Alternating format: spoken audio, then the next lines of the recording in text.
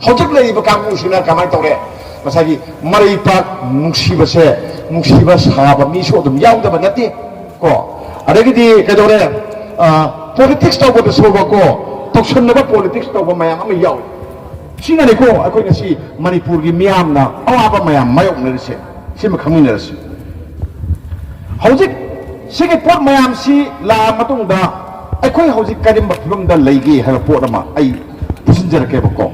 ꯃꯩꯇꯩꯒꯤ ꯐꯤꯕꯝꯁꯤ ꯀꯃꯥꯏꯅ ꯇꯧꯔꯤ ꯑꯩꯈꯣꯏ ꯀꯃꯥꯏꯅ ꯇꯧꯗꯅ ꯂꯥꯟꯁꯤ ꯃꯥꯌꯣꯛꯅꯔꯤ ꯍꯥꯏꯕ ꯄꯣꯠ ꯑꯃ ꯑꯗꯒꯤꯗꯤ ꯁꯣꯂꯨꯁꯟꯁꯤ ꯈꯤꯇꯪ ꯂꯨꯏꯌꯦ ꯃꯐꯝꯁꯦ ꯃꯇꯝꯁꯦ ꯆꯥꯐꯥꯠꯇꯕ ꯑꯗꯨ ꯍꯥꯏꯔꯝꯒꯦ ꯃꯁꯤ ꯁꯣꯂꯨꯁꯟꯁꯤ ꯍꯦꯛ ꯍꯥꯏꯔꯨꯕꯗꯕꯀꯣ ꯑꯩ ꯀꯧꯈꯠꯂꯛꯄꯁꯨ ꯑꯗꯨꯝ ꯌꯥꯏ ꯍꯧꯖꯤꯛꯇꯤ ꯀꯧꯈꯠꯄꯤꯅꯕ ꯃꯤꯁꯤ ꯌꯥꯝ ꯌꯥꯝꯈ꯭ꯔꯦꯕ ꯑꯩꯅ ꯁꯤꯗ ꯍꯥꯏꯅꯤꯡꯕ ꯑꯃꯈꯛ ꯂꯩꯌꯦ ꯁꯤꯗ ꯑꯩꯈꯣꯏꯒꯤ ꯌꯦꯛꯅꯕꯅꯤꯅ ꯂꯩꯔꯤꯕ ꯀꯥꯡꯕꯨꯗꯨꯅ ꯑꯁ꯭ꯋꯥꯏꯗ ꯃꯣꯏ ꯃꯁꯦꯟ ꯍꯥꯠꯅꯗꯅ ꯑꯍꯨꯝ ꯁꯤꯔꯦꯒ ꯍꯥꯏꯕ ꯄꯥꯎ ꯇꯥꯕ ꯅꯨꯡꯉꯥꯏꯗꯅ ꯈꯨꯕꯥꯛ ꯈꯨꯏꯗꯅ ꯃꯣꯏꯗ ꯁꯤꯔꯁꯨ ꯆꯟꯗꯥꯟ ꯁꯥꯒꯥꯏ ꯍꯥꯏꯗꯅ ꯁꯨꯃꯥꯏꯅ ꯇꯧꯗꯅ ꯃꯩꯇꯩ ꯑꯩꯈꯣꯏꯅ ꯁ꯭ꯋꯥꯏꯗ ꯁꯦꯝꯗꯣꯛ ꯁꯦꯝꯖꯤꯟ ꯇꯧꯕꯁꯦ ꯃꯣꯏꯅ ꯑꯥꯗ ꯅꯣꯛꯑꯦ ꯑꯗꯨꯒ ꯃꯣꯏꯗ ꯅꯨꯡꯉꯥꯏꯖꯩꯌꯦꯕꯀꯣ ꯑꯗꯨꯅ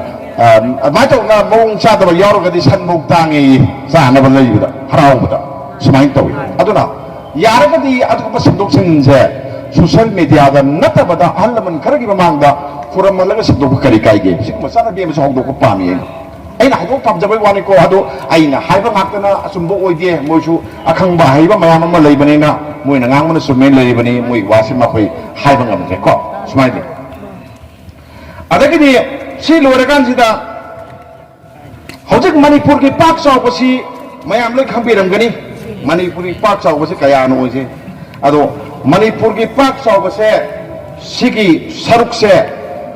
ꯁꯤꯒꯤ ꯁꯔꯨꯛ ꯇꯔꯥ ꯈꯛꯇꯅꯤ ꯑꯩꯈꯣꯏꯅ ꯇꯝꯄꯥꯛ ꯍꯥꯏꯔꯤꯁꯦ ꯆꯥꯝꯃꯒꯤ ꯃꯅꯨꯡꯗ ꯇꯔꯥ ꯈꯛꯇꯅꯤ ꯑꯩꯈꯣꯏꯅ ꯇꯝꯄꯥꯛ ꯂꯩꯔꯤꯁꯦꯀꯣ ꯇꯝꯄꯥꯛꯁꯤꯗ ꯌꯥꯎꯔꯤꯁꯤ ꯀꯩꯗꯧꯔꯦ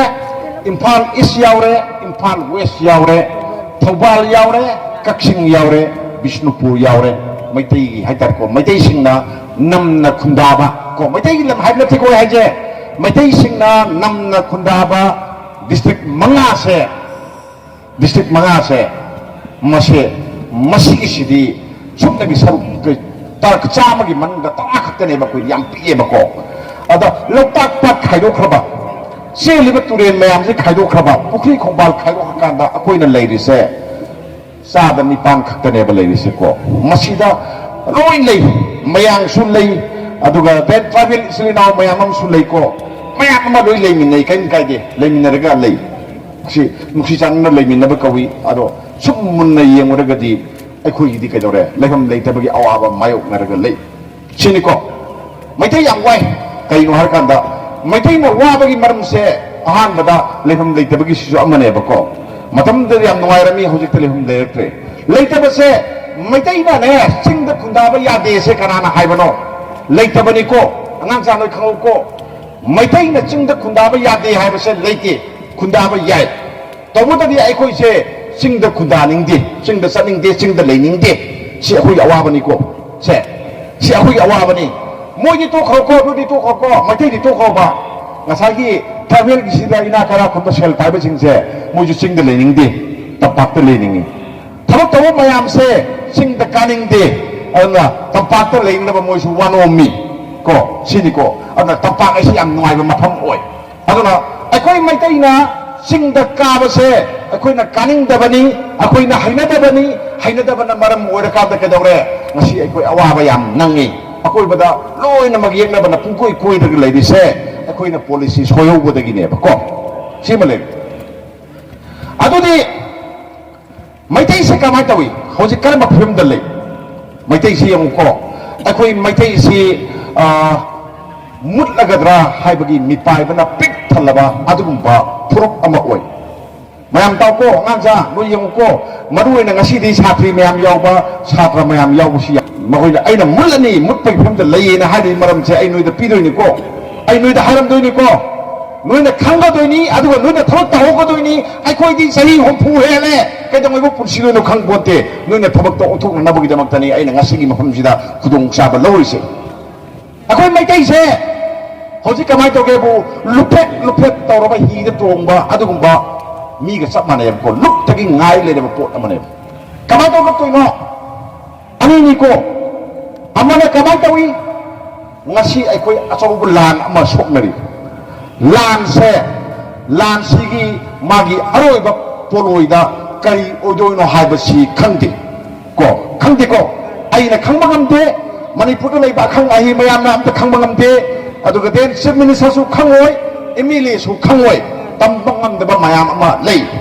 ꯀꯔꯤꯒꯤꯅꯣ ꯑꯗꯨꯗꯤ ꯑꯩꯈꯣꯏꯅ ꯑꯩꯈꯣꯏꯒꯤ ꯃꯅꯤꯄꯨꯔꯁꯦ ꯁꯤꯒꯤ ꯉꯝꯈꯩ ꯊꯨꯒꯥꯏꯕ ꯄꯤꯛꯁꯟꯕ ꯍꯥꯏꯕꯁꯦ ꯁ꯭ꯇꯦꯠꯀꯤ ꯃꯈꯨꯠꯇ ꯂꯩꯇꯦ ꯁ꯭ꯇꯦꯠ ꯒꯃꯦꯟꯠꯀꯤ ꯃꯈꯨꯠꯇ ꯂꯩꯇꯦ ꯑꯩꯈꯣꯏꯒꯤ ꯈꯨꯠꯇ ꯂꯩꯇꯦꯕꯀꯣ ꯃꯁꯤ ꯀꯅꯥꯅ ꯉꯝꯃꯤ ꯏꯟꯗꯤꯌꯥ ꯒꯃꯦꯟꯠꯅ ꯉꯝꯃꯦꯕꯀꯣ ꯄꯥꯔꯂꯤꯌꯥꯃꯦꯟꯠꯅ ꯉꯝꯃꯤ ꯑꯩꯈꯣꯏꯗꯤ ꯃꯤꯍꯨꯠ ꯌꯥꯝ ꯌꯥꯎꯗꯕꯅꯤꯅ ꯄꯥꯔꯂꯤꯌꯥꯃꯦꯟꯠꯅ ꯂꯦꯞꯄꯗꯨꯗ ꯌꯥꯏꯑꯕꯀꯣ ꯑꯗꯨꯅ ꯀꯃꯥꯏꯅ ꯇꯧꯔꯦ ꯀꯨꯀꯤꯅ ꯍꯧꯖꯤꯛ ꯀꯃꯥꯏꯅ ꯇꯧꯏ ꯁꯦꯄꯔꯦꯠ ꯑꯦꯗꯃꯤꯅꯤꯁꯇ꯭ꯔꯦꯁꯟ ꯄꯤꯌꯨ ꯍꯥꯏ ꯌꯥꯏꯀꯣ ꯃꯌꯥꯝ ꯁꯦꯄꯔꯦꯠ ꯑꯦꯗꯃꯤꯅꯤꯁꯇ꯭ꯔꯦꯁꯟ ꯄꯤꯌꯨ ꯍꯥꯏꯔꯝꯕꯗꯒꯤꯗꯤ ꯑꯀꯣꯟꯕꯗ ꯃꯩꯇꯩꯒ ꯀꯨꯀꯤꯒꯁꯦ ꯂꯩꯃꯤꯟꯅꯕ ꯁꯨꯡꯌꯥ ꯌꯥꯔꯔꯣꯏ ꯑꯗꯨꯅ ꯑꯩꯈꯣꯏꯁꯦ ꯌꯨꯅꯤꯌꯟ ꯇꯦꯔꯤꯇꯣꯔꯤ ꯑꯣꯏꯍꯟꯕꯤꯌꯨ ꯍꯥꯏ ꯃꯣꯏꯅ ꯀꯣ ꯑꯗꯨꯒ ꯗꯦꯟ ꯌꯨꯅꯤꯌꯟ ꯇꯦꯔꯤꯇꯣꯔꯤꯗꯣ ꯑꯃꯨꯛꯁꯨ ꯀꯔꯤ ꯑꯃꯨꯛ ꯍꯥꯏ ꯃꯣꯏꯅ ꯂꯦꯖꯤꯁꯂꯦꯁꯟ ꯂꯩꯕ ꯍꯥꯏꯕꯗꯤ ꯑꯦꯝ ꯑꯦꯜ ꯑꯦ ꯂꯩꯕꯅꯤꯀꯣ ꯑꯦꯝ ꯑꯦꯜ ꯑꯦ ꯂꯩꯕ ꯑꯣꯏꯍꯜꯂꯨ ꯑꯩꯅ ꯃꯣꯏꯅ ꯒꯃꯦꯟꯠ ꯑꯣꯐ ꯏꯟꯗꯤꯌꯥꯗ ꯗꯤꯃꯥꯟ ꯇꯧꯏ ꯃꯅꯤꯄꯨꯔ ꯒꯃꯦꯟꯠꯇ ꯇꯧꯗꯦ ꯀꯔꯤꯒꯤꯅꯣ ꯃꯅꯤꯄꯨꯔ ꯒꯃꯦꯟꯠꯅ ꯄꯤꯕ ꯉꯝꯗꯦ ꯄꯤꯕ ꯉꯝꯗꯕꯗ ꯗꯤꯃꯥꯟ ꯇꯧꯕ ꯌꯥꯗꯦ ꯄꯤꯕ ꯉꯝꯒꯗꯕ ꯀꯥꯡꯕꯨꯗꯨꯗ ꯗꯤꯃꯥꯟ ꯇꯧꯔꯤꯅꯤ ꯃꯣꯏꯅ ꯀꯣ ꯑꯗꯣ ꯗꯤꯃꯥꯟ ꯇꯧꯔꯤꯕ ꯗꯤꯃꯥꯟ ꯄꯤꯕ ꯉꯝꯕ ꯀꯥꯡꯕꯨꯗꯣ ꯀꯅꯥꯅꯣ ꯍꯥꯏꯇꯥꯔꯒꯗꯤ ꯏꯟꯗꯤꯌꯥ ꯒꯃꯦꯟꯠꯁꯤ ꯅꯠꯇ꯭ꯔꯣ ꯏꯟꯗꯤꯌా ꯒꯃꯦꯟꯠꯁꯤꯅ ꯃꯩꯇꯩꯒꯤ ꯃꯤꯁꯟ ꯀꯌꯥ ꯆꯪꯗꯦ ꯀꯨꯀꯤꯅ ꯍꯦꯟꯅ ꯂꯨꯝꯅ ꯂꯧꯏ ꯁꯤꯅꯤ ꯑꯩꯅ ꯍꯥꯏꯔꯝꯗꯣꯏꯁꯦ ꯑꯗꯨꯅꯅꯤ ꯉꯁꯤ ꯑꯩꯈꯣꯏꯁꯦ ꯀꯩꯗꯧꯉꯩ ꯂꯨꯞꯇꯣꯏꯅꯣ ꯀꯩꯗꯧꯉꯩ ꯃꯥꯡꯗꯣꯏꯅꯣ ꯍꯥꯏꯕ ꯄꯣꯠꯁꯦ ꯍꯥꯏꯕ ꯉꯝꯗꯕ ꯇꯝꯕ ꯉꯝꯗꯕ ꯐꯤꯕꯝ ꯑꯃ ꯃꯥꯌꯣꯛꯅꯩ ꯑꯁꯦ ꯏꯃꯥ ꯏꯕꯦꯟ ꯃꯌꯥꯝ ꯈꯪꯕꯤꯌꯨ ꯀꯣ ꯁꯤ ꯑꯃ ꯑꯩꯈꯣꯏ ꯂꯩ ꯀꯨꯏꯗꯦ ꯅꯍꯥꯟꯒꯤ ꯁꯦꯞꯇꯦꯝꯕꯔꯒꯤ ꯇꯥꯡ ꯑꯃ ꯑꯅꯧꯕ ꯂꯥꯟꯒꯤ ꯄꯨꯋꯥꯔꯤ ꯑꯃ ꯏꯟꯗꯤꯌꯥꯗ ꯊꯣꯛꯏ ꯁꯦꯞꯇꯦꯝꯕꯔꯒꯤ ꯇꯥꯡ ꯑꯃ ꯀꯨꯀꯤ ꯃꯤꯂꯤꯇꯦꯟꯁꯤꯡꯅ ꯀꯃꯥꯏꯅ ꯇꯧꯔꯦ ꯗ꯭ꯔꯣꯟ ꯑꯦꯇꯦꯛ ꯇꯧꯏ ꯗ꯭ꯔꯣꯟ ꯑꯦꯇꯦꯛ ꯑꯁꯤ ꯀꯩꯅꯣ ड्रोनदा बोम हापगा थादरपनी को अदो माई बोम दु गाइडेड ओइदे गाइडेड दि कदो खबरा गाइड तौरगा स्टॉप पानलु हाइबदि नतेबको अदु ओरगदि अखोय लोइरे अदुना मफम दुमा आदा कैमरा दुना येंगा लानी येंगा लाकांदा कैमरा दुगी मपा सब मचारे हर कादा बोम दु माना थादरपनेबको अदुना पानिंग मफम द पानबे याय नुसिनो हुमगा पुगिबे याय पुदबसु याय अदुना अदुमक्ति यौंगदि मोय तौदे अदुगा पोतुदी ड्रोन गे अटैक तवे हाइबसिदि सामदा सामा चुमे को अदुना ड्रोन अटैक तबा सेप्टेम्बर की तांग अमसिदा ngасagi nupi ama mama ga lo ko masa nupi ga loina na nongmai na pa mama du si masa nupi du hingawi lai phabda hingawi ko numitu da moi na mai tai khulda samsalai aduga takadawi yum manga mai thai gari gari di khoi gi vehicle mayam se gari tara hum doi mai thado mi moi na ko gari tara hum doi mai thado ko mai roi si matung da madugi matung hai tare ko मधुगी मतुंग सिदा अमुक मोयांग मकैदा missile काप्सली कनागुमना दम high rocket नि high missile नि high समानै missile का rocket का definition से अखोइना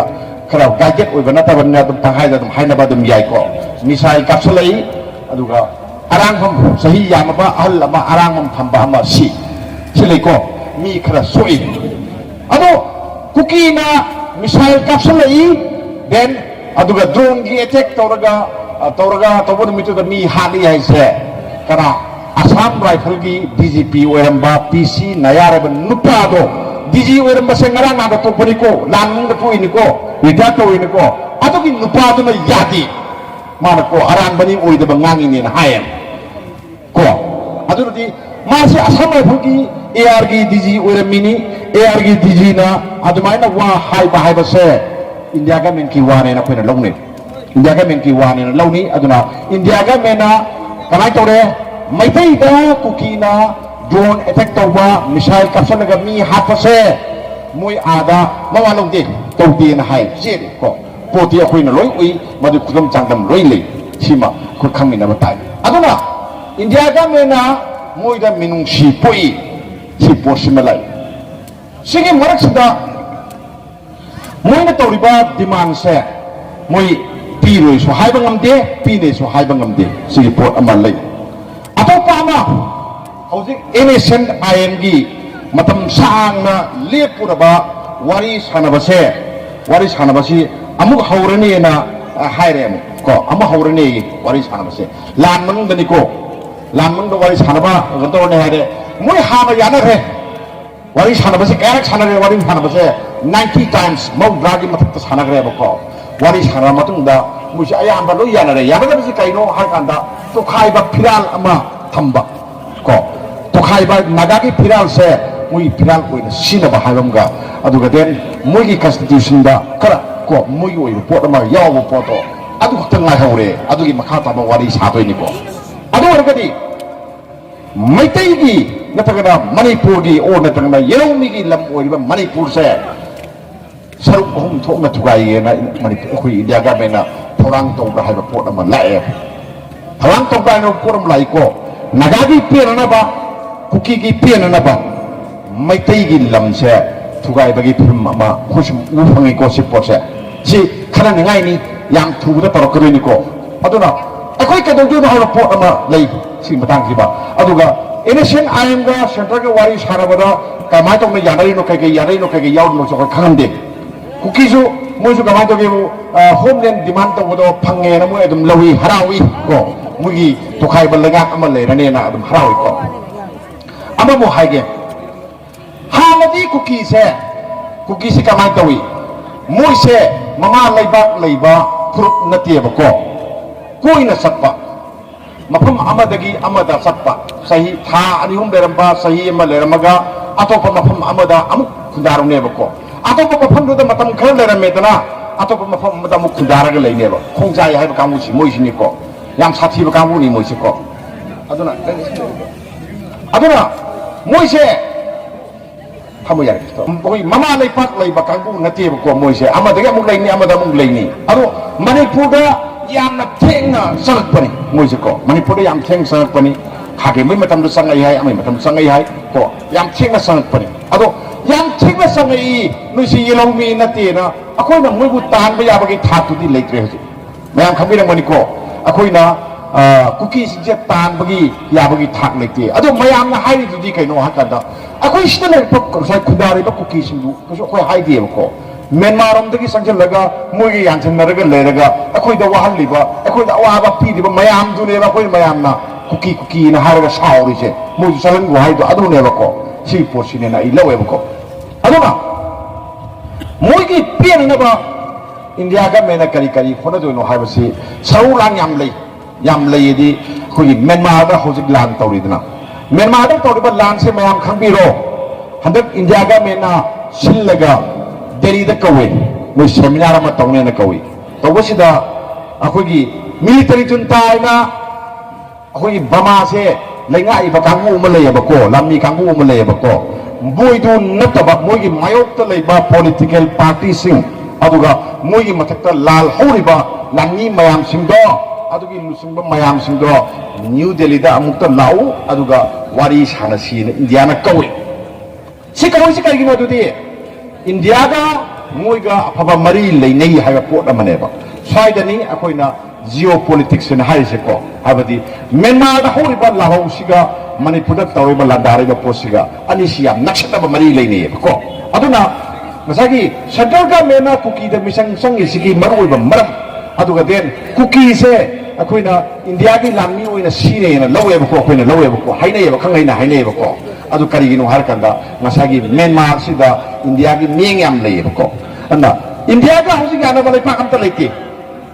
Bangladesh ngarang handa Sheikh Hasina gi gamen tugai ko Sheikh Hasina gi gamen tugai kanda ka jore atopa nupa amana pai re India ya da ba Pakistan India ga yana de China India ga yana de Nepal India ga yana de Sri Lanka su anong prime minister mo wasak lo re India ga yana de India ga yana ba le pak am ta le te aduna India se hoji sapa ba khem ma oi de sek oi ba le pak am oi rekte ba ko aduna Myanmar se masih China na pai kita ragadi India siang kwa ba ma oine se khalle ba ko moya aduna maitai gi lam natagana kuki gi lam hai ba ama muida leiti maram di kuki da lam piga su India Manipur na maitai na lam power ga su India ni muida kali mangi mugi lam ngatani aduna lam mang da khado hain to bune ba ko ai gi yumda pulu ma tham ga ma ne ba ko ai isa nu pagi suni ai gi pigi suni mayam ne ko admai to gana akoi muida ji ke lore akoi Manipur hakal laga ma pun sikal laga nalak pa pot amane ko aduna Sigi Pumsi Ama Lebana, I say Manipur say, Karamba Matamda, Karamba Matanga, Aduga, Akui Manipur say, Kaidi no Kande, Aduga Karamatam the Mate, Mutune say, Upper Haibang the Pim Ama Lay. Sikaino, I would say, was it Toy Balam, Sinaniko. Yako Mam. My relationship Mang Chow over Kangan, no friend of the Mama Sent from Naragabo. My day say Mangadra, Mudadra Haibagi Atopa Maram Ama. Yonko. Haying the Nire, the Nam Pimam Tahoko. Haying the Nire, who is India Mena Mikuk Tiba Horade in the High. Mikuk Tiba means census go. Census is me must Tiba say, Horani High. Hadaki say the Hauniko census say, Horani. Hauraka the Kadore 2026. Matangi Sahi na 25 ni, Matangi Hek Sahi Dudana 2026 ni, Sahi Anihat Baiko, Anisi Manunda, Kadore, India se, delimitation Tony, delimitation Rikadokaba, delimitation Tauko, Lunda Siam Dubri, delimitation Rikadokanda, a quickie assembly came to say, Hopuna Saidana, Hopuna Savase, Amuk no the boundary Yatopa, Amuk no the Yatopa. MP ani leidana inara ma autarama leidana situ di lengandaba ani leiba aduga magi jaga mafam yathokpa among yathokpa sibu kawe bako di limitation to baiju aduga akoina ase meeting to rise khangabok assembly constituency je khangabok si kai hiba yai matam da kai hiba yai ko le sang them on gidra wangjing da tin gidra khonglom da tin gidra atopa ma sem ga hoi khangde ke nakada nong na yatuini nong na sem doine bako kari de yum pham oiraga Akwai mi kaya lay, hai. Akwai Manipur da mi lay se, lakh kuntra lay, 30 lakhs lay, 30 lakhs se, masida 60 na yan to all. Hai bati kaya no, akwai MLA hong puja 60 na tra, 60 na yan to all kan da, tangi ba masing do, assembly constituency amada, adugi voter pangada bani, adugi masing yana bat lay gada me bako. Adubo kawai delimitation na hari se. Aduna, fai da mi lising hong pu subang amatrawa. Yang sudah ngamdragadi atau pemaham dari pusalaga suan bama nadraga tuaraga mesin yena kibama semain tong neboko sekarang macam besana ni saya hai do 2026 besana ni aduna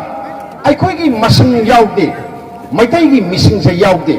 yauda banina kamai tore hayeng assembly se nau na yathor pada nau na yenarak pada maitai gi ne assembly se kaya mangni hai kanda taraga Tara Mangadra, Tara Mangadra, so Mankanebo, Tara Mangan Kalasini,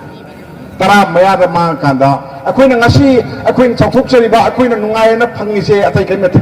political power, say a queen Kutalebako, political power, they can know. Minister a queen of machine Haley, Emily, a queen of machine, and the same ministers of Oidana, Oidise, Matan Dicadore, a queen political power, say, Maitain a Pagani Highway later, Royco. Ngong mana nagana pai bagi matang lani ngong mana kukina semesa wer kene bako kai gina kata aku gi missing yau gitu missing siapa atau kata re nagagi missing adum yami kuki gi missing adum yami moi di missing yami bako moi na aku dagi tagi ba emile gi missing se moi da hapsan lakane hapsan lakane kata re matam de kata re Manipur da maitai gi semesa se lai ro lai ta ba yare bako atau pa kamu mana pai hane ngasi di kata re Aku ingin lawan waret, sing na illi, betra.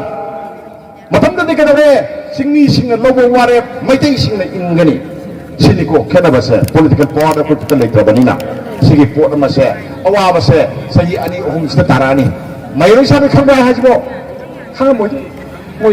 kamon te, mo katsa. May tay na kanigi mapang sori no. Ako yung mismo yaw di. Masakop pangumde, kuna ema mapangan kan pangumde, mismo yaw di. Maitay gi masing kaya lay Manipur daw je laktra mga yogdi maitay gi masing laktra nga yogdi ko nagagi kaya lay lagni pan lay kuki gi kaya lay laktaret lay ko tere ka ni pang pun nagadi ka dore trang nga thokre ko trang nga thokta ka dore hayeng assembly gi MLA me ham yenre putri kamai dore saman re yenre ka dore aku jiling jen marada banina mo ni to hitam na tro si e balai missing yang karino hai taragadi maru oina angang pokte maitai angang pokte ko tabi ko imai bil giso masih pali ni ko se nakoina angang ani dagi helu yati mau na sing na angang ama poga toni thak pangamdi hai thak pangamdi ku thak pangamoy hai mai dai sing na angang pokose muida polong moy na lokalai ko nupi po su yare nupa po su yare ani dang po to sida ka dong no da hojik matam da bu kari pijan de ko bo le bam dai thakan sida sini ko mai hai sa yai ko ado kuki kini ka yore tara po i hojik so tara po i nagali so dum po i ating bam ta leti papo to po i moy de ko ado ka democracy di ka dore number da sali mission da sali akoi na nong gi mayeng tare mayeng tam di kaino mai ti ngang pok ti hek hai ro ga larik tamini hai ni ko ada tabak panggiba ko jim paloi sine ko aduna sahi kuntra manga sur bun pi sabi se mayum palu yati ko mai bien se sahi kuntra ka da yum palakan na masake apok to no ba amta hane se ko masa ani pok yai pok to so dum yai ko sine bala isi adu we ka dore matam dari kamai koromi pai tumai hai ba seng anang ni kan ga moi tumai ba seng ji kai no tumai na seng am le me ko 거기 신ям 짜오바 고 신지 시레 투마 줘보고 마제 누미터리 니파니 신을 루프로 줘보고 아시 파우 막한심디 아좀 행망함바 아좀 리칼나가도 행망함바 아좀 뭐 파우도 상파에만 루잉이다 아주다 누피싱두나 마티 누피싱두나 안강 따라 뽀옴메고 사라 헬레바 헬리 헬랑마니 와랑마니고 아두고 하와마 mayam 쳔레고 mayam도 마티싱도 아두나 ngasi manipur kalammine고 아두나 호진나 까마이 떠래 미싱냠 야우드레 번나 깨져래 아코이제 아와반 남고 란살라수 이마 이모 란살로나 타드레고 모나 탄도 폭포니 해는 이마 까나가 레호도는 거 삭페야로이 고 수미코이마 모탄드레 깨져래 나이 파kan 남니 차루 그정 란살로디노 시네고 아베기단 닝토기 약탕레이 고 각시에 마당 킹보다 마쿠타 쿠라이 파이방 넘버 누파 싱세 로이르목 람비니 마탐두다 거의 란착 그다음에 란착돼야 되고 mayang kambirang gani lalu sukaba say susaba wasa susaba ina lalu kau harus yada bami se say yang kene ko adu ka sukahan gane namdra sine ko lalu bedu kaino lepa ki thuk to bani hojik le lepa ki thuk to bani lete sidala ni sing tung ba mafam se asu atoga ising se sithoga nungai na chapa ya bado thukte gamen ngai ko ha emile du kai chakake hangi ko emile ne sebi da bai ni letro Sinatro, si egi thokdang responsibility, mayroon sini thokdang responsibility, mayroon sini kajaw sini school da, migi lamda kamay tawi angang mayam singse school karaga toilet chengne, tidraba sarga medang madalu silayro, ko sini. Ano na? Ako ini kunay londa, ahong mo mayam ama lakre, angang masinyam pokide, angang masinyam na pok tabang maram uerakanda, ako si awawat tare husati. Ilay patkan mga may pimler krebo ko. aduna maitay ki chief minister later on then MLA gi masing handara ani matam da masing viyaw da banina adum matam da magi ba si yaning ko mayam ko na ba yaning ko maitay mun ani hojik ko maitay mun ani ai aroi ba saruk ta ai passenger ke aroi ba saruk ta lake hojik sai yam hairami ai inawai mo kirenje ko gari yamna warushin ne ai warushin je kitang di ako'y nahaibada ba ko paamdo misuyarong gani ado ay naharam do se ay asum mo do hajaram ge ba ko asum ba asum mo do hajaram ge manipur sida khongjai haiba se ay na poktingi gi mangda lem lai ben mayam khangbiu imai ben mayam poktingi mangda khongjai haiba kangu se leram gani leram mi ko moi yeromi oidabadi yai Suron mayam amadagi moise India ki citizen ama oina leihre right pigre India ki citizen ama oire India ki sanang mafam da sappa yare ko moise aikhoina lisang mga hatya gadra lisang mga hatya gadra adagi den kuki se terrorist ni nako terrorist ni na harje ko moina maitai se lisang mga hatang gadra ya gadra sine ko moina drone sinaraga sida lang hagana taraga mission mayam hatpakanda akoi ji kambina bam tar leiroidra akoi je tamin na dum sibagi sino na pokpa akoi ka tare boiler loirga akhoi yengon ta loiriba boiler dong ami na sa gina ba khoi chum dai bra ko na ma la ka ne ba ko an india ga me na yarasu malem gi ko na yaro malem gi miam na yaro ba ko aduna aina lak ama hanasu luru da ba la tan ba da sakroi da ba ko sakroi da ba aden kuki mayam singsina punchal laga maitai lak ama hat pa yaroi da ba aduga tan ba su yaroi da ba ko sigma phim ama akhoi se adum leimei sima mayam yabi ningi ko simde yanai ko hojik taw ba si yang biro kuki su henen ba yam yawe moi si yam henen ba thau taw jani ko mama le pa le dam da poto mama le ra phange ko hojik se mayam khambira ngani mama le ba phange hana kang pokpi da khar le ram ba sapur da khar moi ji khar le ramen ta bodo hojik ti mathang mathang moina nomen kapsan jana maithai na tar ma pham se ta thori na to ta thoraga moi lam chau thu e hojik ka du lam khar ge na saw na jeri bam loksan ba se moi gi target oina tawi aduna jeri bam che numit ko ni moi kapi se aduna ni maithai myam sab ka da central force nga ni central force na nga ni central force ba we nga ba moi adum lai yare ko aduna maithai di sang ba yara roi moi gi lam pi gre chine ba ko central government ki dai ba nga hagi field dai ba kamu dun ni ko haje se moi na lam kan bi moi na thu e ba ko maithai changam da ba se moi thawdang oina lai ba ko smai taw ka moi lam si yam chong na phange yam chong na kana gi mating na india ki ting bang kam run na phang ga lei ko phang lei masi khwai gi ka hen ba india ga men ki thong ni masi condemn to masi ya mai thai ai khoi gi ka dore ai khoi gi sing amasung tam mai che manipur ni manipur ai che ka dore ai gi lei ki ba hal lo ba lai wo ka ba hal mayam si na khoi khubak ta sinaram ba pot amane ko sibu ngak pai ba se ai khoi pon ba ki thadang ni aduna ni khoi na si